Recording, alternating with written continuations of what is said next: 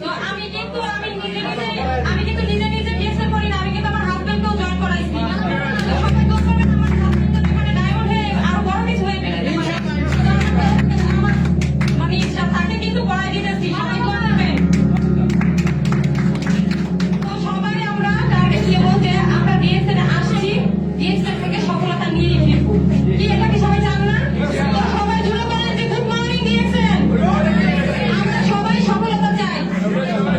তো সবাই আমার জন্য দোয়া করবেন, আমি সবার জন্য দোয়া করি। আসসালামু আলাইকুম, গুড মর্নিং ডিএসএল। ওনাকে একটু দেন। আসসালামু আলাইকুম।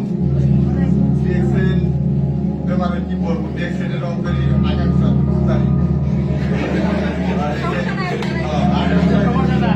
আগামীরা বাংলাদেশে ডিএক্সএল এর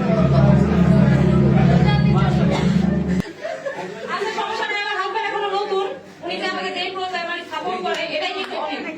তো আমি এখানে আসছি, এক নাম্বার হচ্ছে আমরা টেলিভিশন আছে, তার মধ্যে আছে আমি যোগাযোগ সাথে মানে সামনাসামনি দেখা আমার আচ্ছা একটু বলে দেন না, তো আগা করা কিছু বুঝে না, একটু বলে দেন। তুমি বুঝে না, আমাদের যে স্যারেরা আছে বড় গ্রেড লিডার আছে, তো তারা বুঝাই দিব, সমস্যা নাই।